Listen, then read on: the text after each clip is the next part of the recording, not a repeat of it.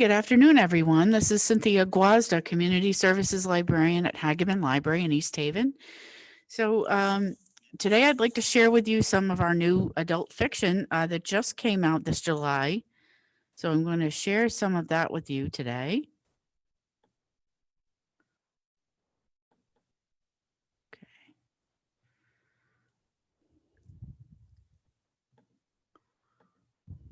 Okay, so these are new July reads for adult fiction. They're hot off the press. So I'm just going to talk to you about a few of them today, and you can call the library to place a hold on them at 203-468-3890. You can go to the library's website, www.hagamanlibrary, one word, H-A-G-A-M like Mary, A-N like Nancy, library, that's one word, .org. And you can click on my account, and you can log into your account, and you can put place holds on these titles, or just call the library and ask us to place them aside for you. You can pick them up curbside, or you can just stop in and browse for them anytime. The library is open to everyone. So we do ask that people that are unvaccinated and children under 12, well, we do ask that you please wear a mask just for your safety. But we are fully open to the public, so you can come in and visit us anytime here on 227 Main Street in East Haven. So please do, or give us a call at 203-468-3890. So without further ado, let's talk about some fiction. So the first book I'm going to talk to you about is called Ariadne. It's called Ariadne by Jennifer Saint. Ariadne, Princess of Crete, grows up greeting the dawn from her beautiful dancing floor and listening to her nursemaid stories of gods and heroes. But beneath her golden palace echo the ever-present hoofbeats of her brother, the Minotaur, a monster who demands blood sacrifice. When Theseus, Prince of Athens, arrives to vanquish the beast, Ariadne sees in his green eyes not a threat but an escape. Defying the gods, betraying her family and country, and risking everything for love, Ariadne helps Theseus kill the Minotaur. But will Ariadne's decision ensure her happy ending? And what of Phaedra, the beloved younger sister she leaves behind? Hypnotic, propulsive, and utterly transporting, Jennifer Saint's Ariadne forges a new epic, one that puts the forgotten women of Greek mythology back at the heart of the story, and as they strive for a better world. So that's Ariadne by Jennifer Saint. A Special Place for Women by Laura Hankin. For years, rumors have swirled about an exclusive women-only social club where the elite tastemakers of New York City meet. People in the know whisper all sorts of claims. Membership dues cost $1,000 a month.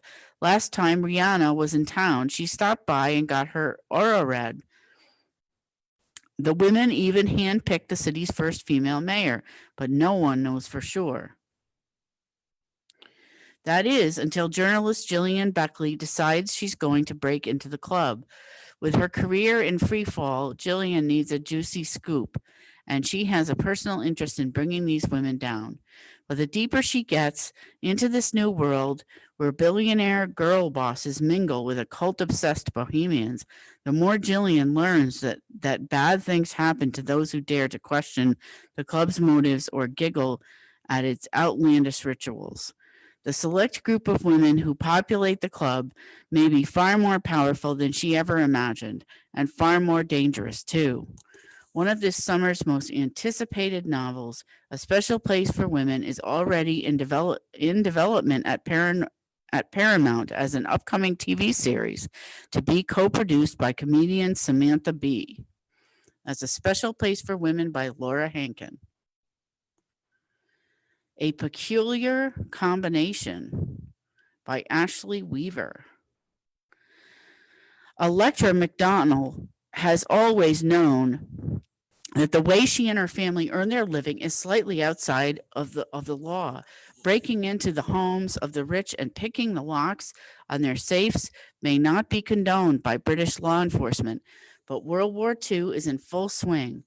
Ellie's cousins, Coulomb and Toby, are off fighting against Hitler, and Uncle Mick's more honorable business as a locksmith can't pay the bills anymore.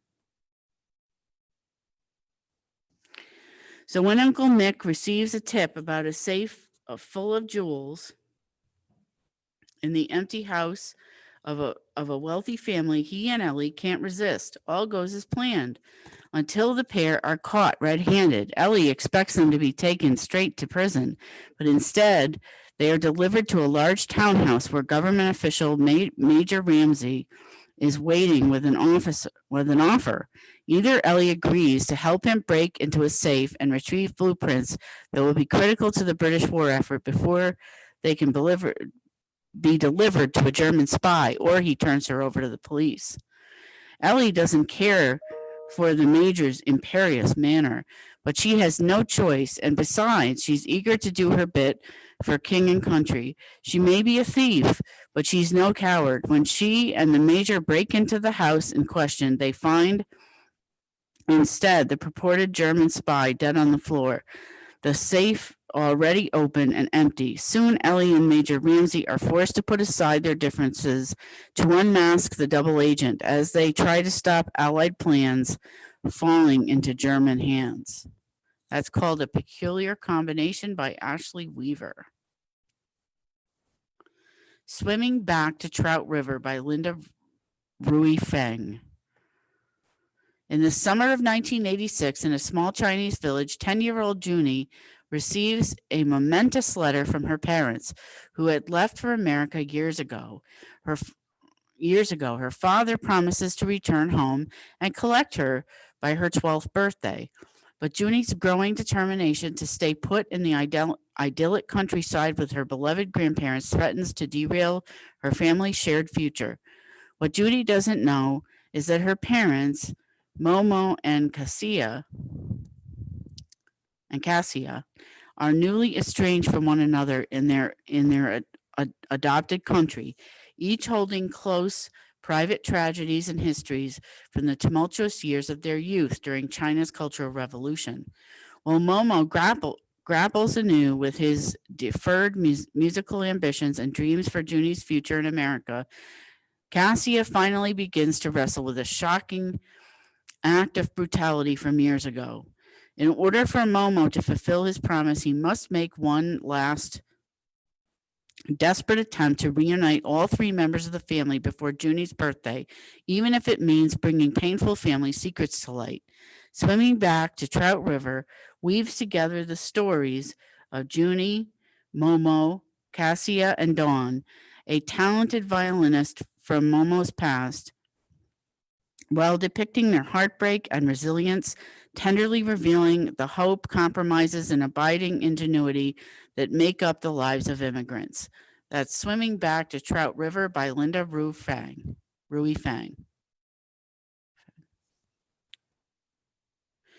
The Disappearing Act by Catherine Sedman. Once a year, actors from across the globe descend on the smog and sunshine of Los Angeles for pilot season. Every cable network and studio is looking to fill the rosters of their new shows, enticing a fresh batch of young hopefuls, anxious, desperate, and willing to do whatever it takes to make it. Careers will be made, dreams will be realized, stars will be born, and some will be snuffed out. British star Mia Elliott has landed leading roles in costume dramas in her native country, but now it's time for Hollywood to take her to the next level. Mia flies across the Atlantic to join the horde of talent scrambling for their big breaks. She's a fish out of water in the ruthlessly competitive arena of back-to-back auditioning. Then one day she meets Emily, another actress from out of town and a kindred spirit. Emily is friendly and genuine, and reassuringly doesn't seem to be taking any of it too seriously. She stands out in a conveyor belt world of fellow auditioners, auditionees. But a simple favor takes a dark twist when Emily disappears and Mia realizes she was the last person to see her. And when a woman knocks on Mia's door the following day claiming to be Emily and isn't the woman Mia remembers at all, Mia is deeply troubled. All Mia has to go on is the memory of a girl she met only once and the suffocating feeling that something terrible has happened.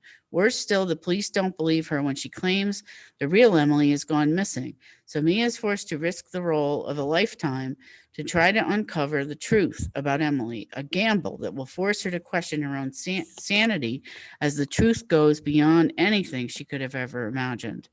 Actress and author Catherine Stedman has written a gripping thriller set in a world close to home that asks the questions: in a city where dreams really do come true, how far would you go to make the unreal real? A Disappearing Act by Catherine Stedman.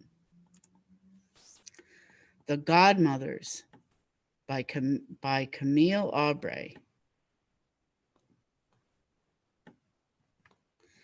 Meet the Godmothers. Philomena is a clever and resourceful war refugee with a childhood secret who comes to America to wed Mario, the family's favored son.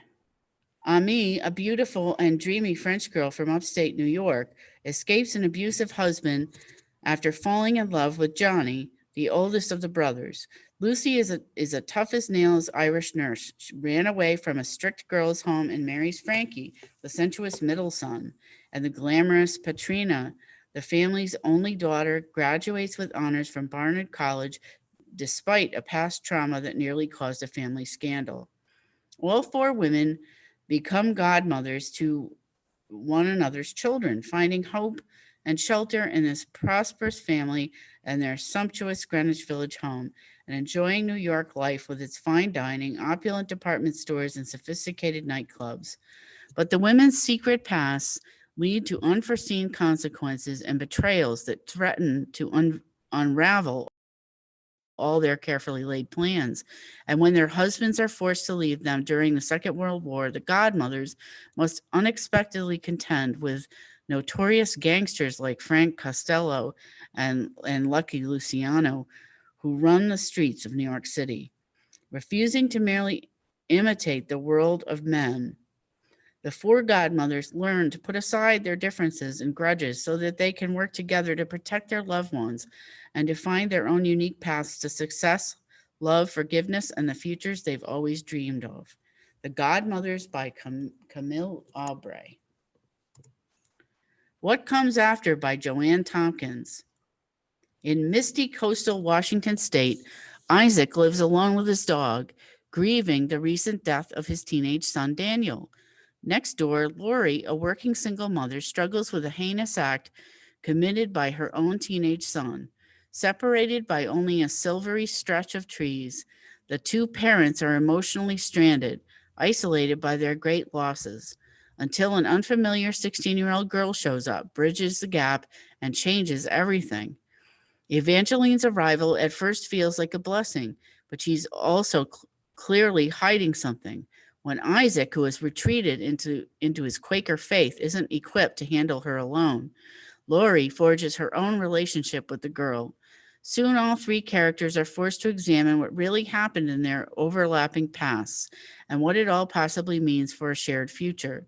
With a propulsive mystery at its core, What Comes After offers an unforgettable story of loss and anger, but also of kindness and hope, courage and forgiveness. It is a deeply moving account of strangers and friends not only helping each other forward after tragedy, but inspiring a new kind of family. That's What Comes After by Joanne Tompkins.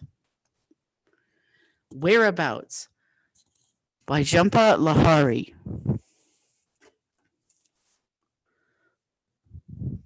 Exuberance and dread, attachment and estrangement. In this novel, Lahiri stretches her themes to the limit. In the arc of 1 year, an unnamed narrator in an unnamed city in the middle of her life's journey, realizes that she's lost her way. The city she calls home acts as a companion and interlocutor, traversing the streets around her house and in parks, plazas, museums, stores, and coffee bars. She feels less alone. We follow her to the pool she frequents and to this train station that leads to her mother, who is mired in her own solitude after her husband's untimely death. Among those who appear on this woman's path are colleagues with whom she feels ill at ease, casual acquaintances, and him, a shadow who both consoles and unsettles her. Until one day at the sea, both overwhelmed and replenished by the sun's vital heat, her perspective will abruptly change. This is the first novel Lahiri has written in Italian and translated into English. The reader will find the qualities that make Lahiri's work so beloved: deep intelligence and feeling, richly textured physical and emotional landscapes, and a poetics of dislocation, but whereabouts brimming with the impulse to cross barriers, also signals a bold shift of style and sensibility. By grafting herself into a new literary language, Lahiri has pushed herself to a new level of artistic achievement. That's Whereabouts by Jhumpa Lahiri. Excuse me, that's pronounced Jhumpa Lahiri. And that would be the end. So that's the end of our little book talk today about our new July adult fiction. So thank you for listening, and I hope you enjoyed the book talk, and that you'll look for these books on our shelves. And as I said, you can always call us at 203-468-3890 and place holds on them, or you can come in the library and place a hold here next time you visit. So please do come in, and we've missed everyone, so we're excited to be back open. We've been back open since June 8th, and we're excited to have everyone back. So please do visit us here on 227 Main Street, and we hope to see you soon, and have a wonderful day.